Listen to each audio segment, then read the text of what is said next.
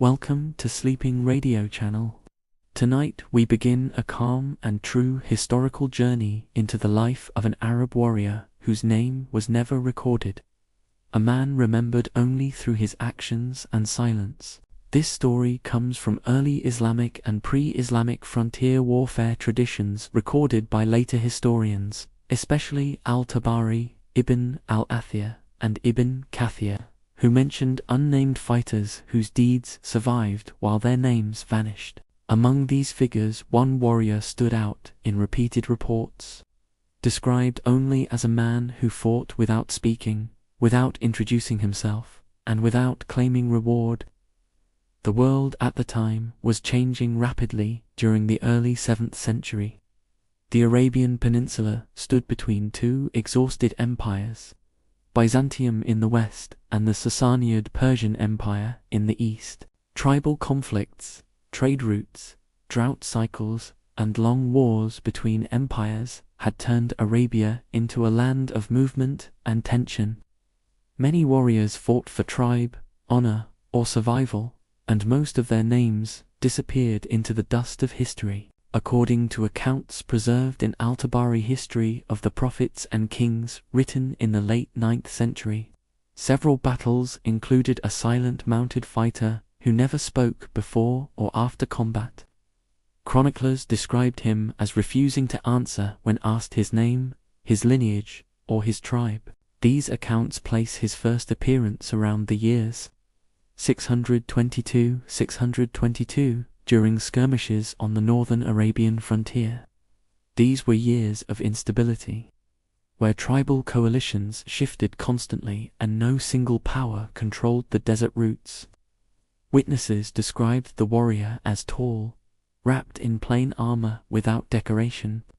His horse carried no banner, and his shield bore no markings. Unlike other fighters who shouted poetry or war cries, this man charged in silence. The absence of sound made him unsettling to enemies and memorable to allies. In one account, cited by Ibn al-Athir in Al-Kamil fi al-Tariq, an unnamed warrior broke through a fortified line during a night clash near the Syrian desert. After the fighting ended, wounded soldiers asked who he was, and he walked away without answering. Another report, recorded by Ibn Kathir in Al-Bidayah wa al-Nihaya, describes a silent fighter appearing at dawn during a tribal battle near Dumot al-Jandal. He fought until midday, then vanished into the desert as if he had never been there. The historians themselves admitted uncertainty. They wrote that no one could confirm his tribe, his origin, or even whether the same man appeared in different battles. What makes this figure unusual is that chroniclers rarely recorded anonymous warriors unless their actions were extraordinary. In early Arabic historical writing, names were central, and anonymity was almost unheard of. This silence became his identity. Later storytellers and scholars began referring to him simply as the Silent Warrior. Al-Tabari notes that some believed he was a former slave who rejected tribal affiliation. Others believed he was a penitent fighter seeking redemption rather than fame.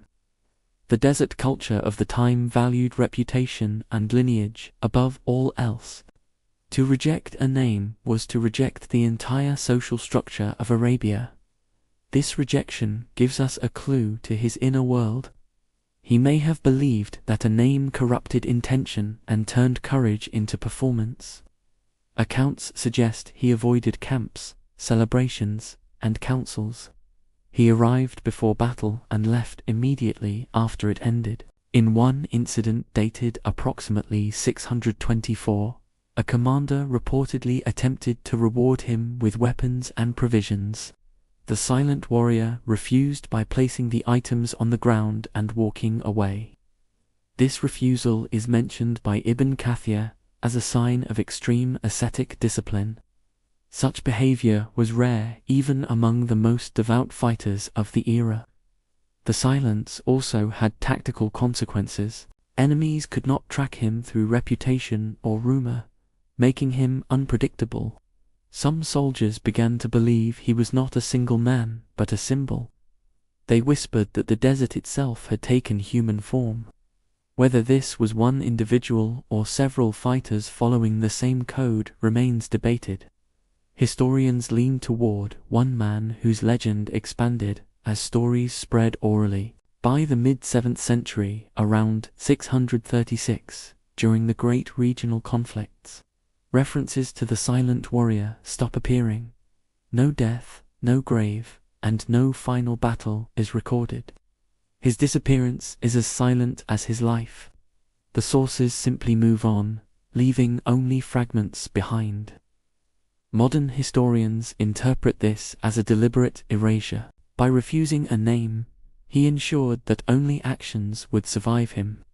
For sleeping radio listeners, this story is not about mystery alone. It is about a human choice to step outside memory and ego. In the next part, we will explore the psychological meaning of silence in early Arab warrior culture. We will also examine how later Islamic ethics viewed anonymity in courage and sacrifice. Silence among warriors in early Arabia carried meanings deeper than fear or mystery. Speech before battle was usually tied to poetry, lineage, and reputation. War cries were not random sounds. They were declarations of identity meant to echo through tribes and generations. To fight without speaking was to remove oneself from this system entirely. Historians note that such behavior was seen as unsettling and even unnatural. In pre-Islamic Arabia, silence was often associated with mourning or deep contemplation. For a warrior to remain silent in combat suggested a man already detached from the world. Al-Jaz, writing in the 9th century about Arab character, mentioned rare fighters who believed words weakened intention, though he does not name the silent warrior directly. Later scholars linked his description to the same figure. According to these interpretations, the silent warrior believed action alone was truthful. Words could be exaggerated, misunderstood, or corrupted by pride. This philosophy placed him at odds with his society. Arab culture was built on oral tradition and memory through speech. The refusal to speak was therefore a form of rebellion. Yet it was a rebellion expressed through discipline rather than violence. Several accounts mention that before battles he could be seen sitting apart from the camp. He did not sharpen his blade in public or consult commanders. When asked about strategy, he remained silent. Observers assumed he listened carefully and acted independently. One narrative preserved by Tabari describes a night before a large skirmish around 625. Fires burned across the camp, while poets recited verses to strengthen morale. The silent warrior sat alone in darkness beyond the firelight. At dawn he mounted his horse without a word and rode ahead of the formation. During the clash, he targeted enemy commanders with precision. This suggests careful observation rather than reckless courage. His fighting style was described as controlled and economical. He did not pursue fleeing enemies or collect spoils. This behavior contrasted sharply with the norms of the time. Most warriors sought recognition through visible bravery. Some commanders began to rely on his presence. They believed his appearance meant the battle would turn in their favor. Others were uneasy. A warrior who refused allegiance and reward challenged authority. One report, dated around 627, mentions a leader attempting to demand his loyalty. The silent warrior responded by leaving the battlefield before fighting began. This act was recorded as a warning rather than defiance. He would fight injustice, but not serve ambition. The silence also protected him from political entanglement. The 7th century was marked by shifting alliances and betrayals. Many named heroes later fell victim to rivalries. The silent warrior left no trace that could be targeted. Ibn Kathir reflects that anonymity may have been his shield. Without a name, there was no lineage to avenge or exploit. By rejecting identity, he avoided cycles of vengeance. This choice likely extended his survival across many years. Some scholars suggest he may have lived as a nomad between conflicts. Traveling traders occasionally reported seeing a lone rider crossing vast distances. These reports cannot be verified, yet they align with the pattern of sudden appearances and disappearances. By the early 630s, warfare expanded beyond tribal disputes. Large organized armies reshaped the region. In such wars, individual anonymity became harder to maintain. Records grew more structured and leadership more centralized. This may explain why references to the silent warrior fade. The age of solitary fighters was ending. Later generations struggled to understand his purpose. Some viewed him as a moral example rather than a historical person. Others insisted he was real because multiple independent sources mentioned him. The consistency of his silence across accounts supports this view. What survives is not a biography but a pattern of behavior, a man who entered violence without ego and left without memory. For listeners of Sleeping Radio, this calm story invites reflection. What remains when names are forgotten is intention. Later Islamic scholars approached the story of the silent warrior with caution. They distinguished between legend created by storytellers and fragments preserved by early historians. Ibn Kathir, writing in the 14th century, emphasized that silence itself was not unusual, but consistency across decades was remarkable. He noted that multiple reports across different regions described the same behavior without contradiction. This consistency strengthened the argument that the silent warrior was a real individual. Islamic ethics that developed after the 7th century placed great value on intention. Actions performed without desire for recognition were considered the highest form of sincerity. Later scholars retroactively interpreted the silent warrior through this ethical lens. They suggested he embodied an early form of moral discipline later articulated in Islamic teachings. However, the original sources do not describe him as a preacher or teacher. He did not speak publicly or instruct others. His silence was practical rather than symbolic. He simply fought when needed and disappeared when the fighting ended. One account attributed to early transmitters mentions that he avoided mosques and gatherings. This does not imply hostility, but a deliberate withdrawal from social identity. Scholars debated whether this withdrawal was spiritual or psychological. Some believed he was shaped by personal loss. Others suggested trauma from earlier wars between Byzantines and Persians. The late 6th and early 7th centuries were marked by extreme violence across the Near East. Cities were destroyed and populations displaced. A man who chose silence may have done so after witnessing collapse. There is also discussion among modern historians about anonymity in warfare. In frontier zones, names were often lost as stories passed orally. Yet, the repeated emphasis on his refusal to speak suggests intention rather than accident. In Al-Kamil fi al-Tariq, Ibn al-Athir remarks that witnesses remembered his silence more than his sword. This indicates that behavior left a deeper impression than physical appearance. Comparisons were later drawn between the silent warrior and unnamed figures in other cultures. In Byzantine frontier chronicles, anonymous horsemen appear briefly and vanish. In Persian epic traditions, nameless champions sometimes act as instruments of fate. However, unlike those figures, the Arab silent warrior was not mythologized with supernatural traits.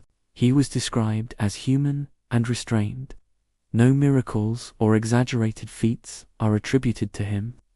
This restraint supports historical credibility. Another factor that preserved his memory was fear.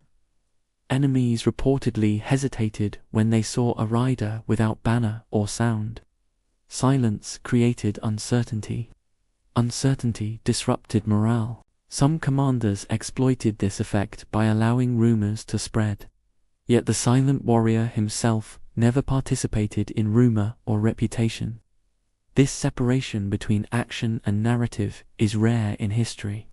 By refusing a name, he surrendered control of his story. Others shaped it instead. For sleeping radio listeners, this moment invites quiet reflection. History often remembers noise more than discipline. By the middle of the 7th century, the political map of the region was transforming rapidly. Large armies replaced small tribal forces, and warfare became organized on an unprecedented scale. Battles were no longer isolated clashes between clans.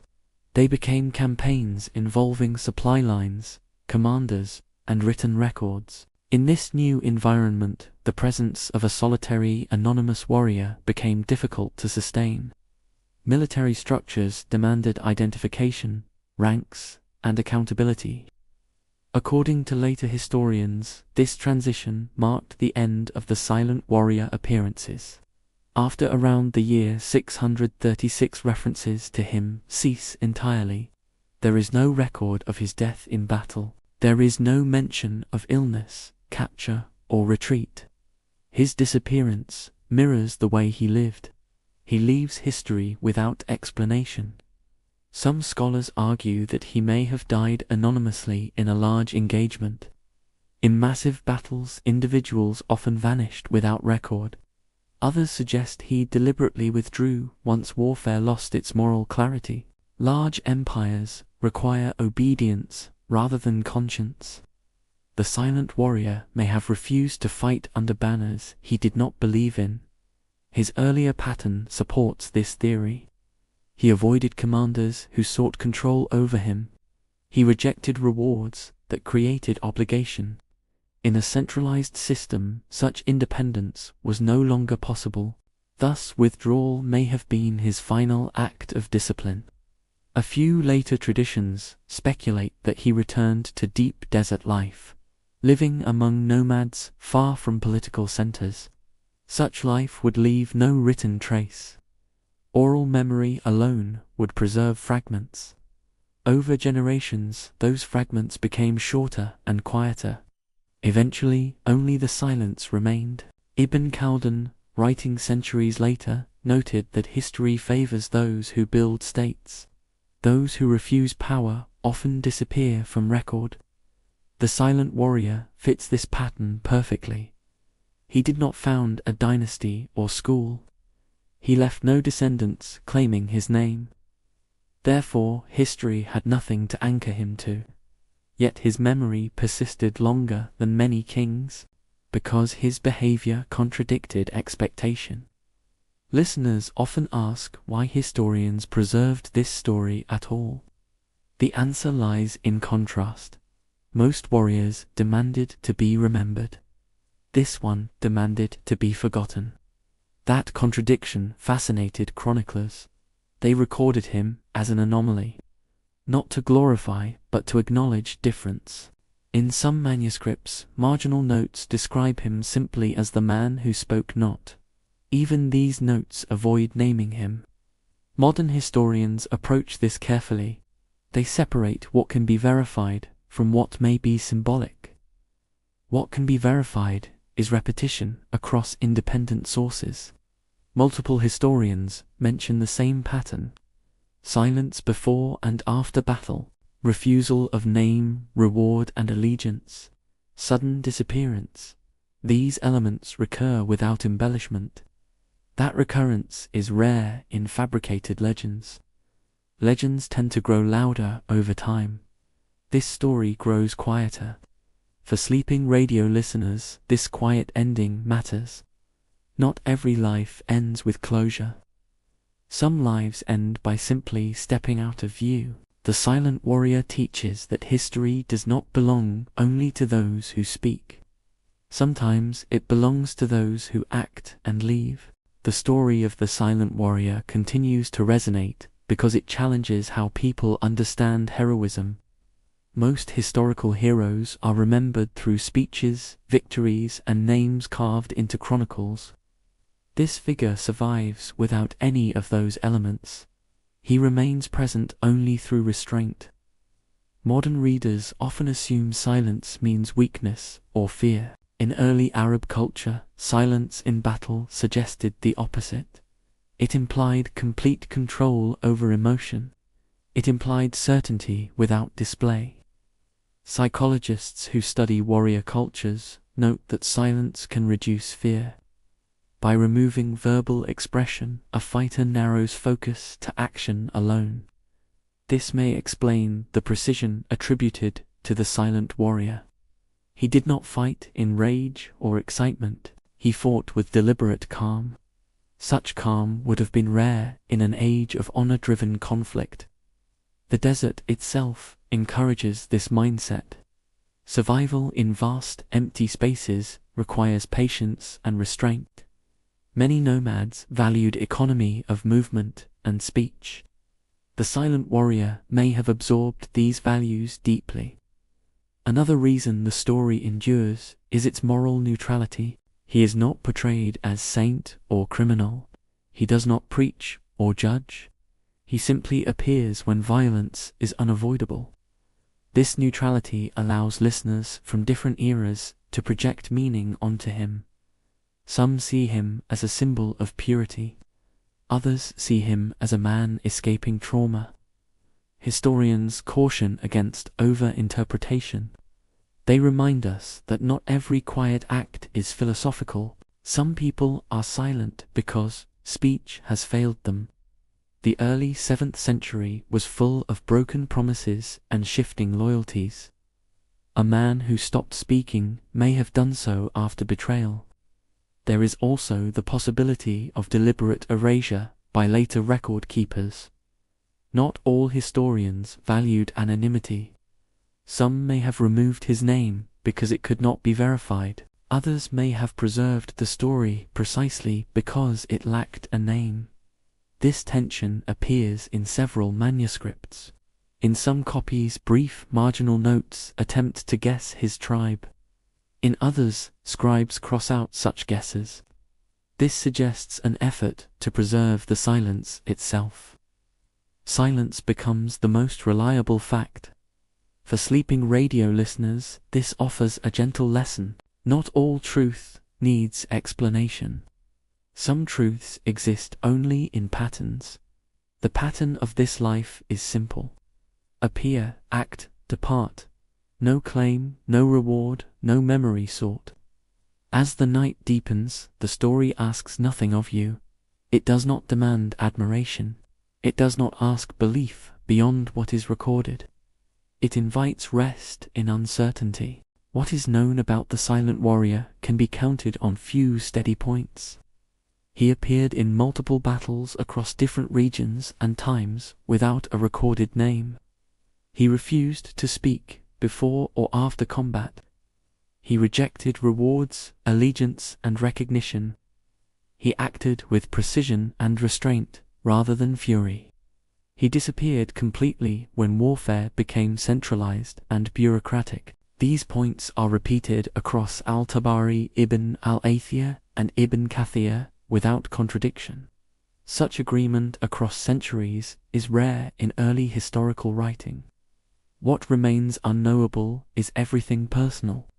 His birthplace, his family, his beliefs, his final days are lost. Historians accept this absence as part of the record rather than a failure of it. Silence here is not a gap but a feature. In many traditions, the greatest power is restraint. The silent warrior embodied this without explanation. Later generations tried to turn him into a lesson. Yet the earliest sources resist moralizing.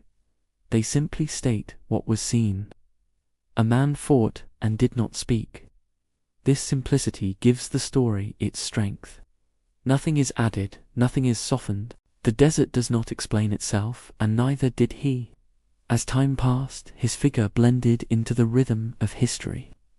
Like footprints erased by wind, he left no permanent mark.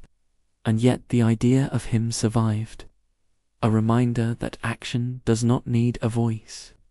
For sleeping radio listeners, this is a fitting place to rest. Not with a conclusion, but with stillness. The silent warrior does not ask to be remembered, so we let him fade as he chose. riding back into the open land without witnesses, leaving behind only the echo of discipline and calm. Thank you for listening to Sleeping Radio Channel. May this quiet story carry you gently into rest.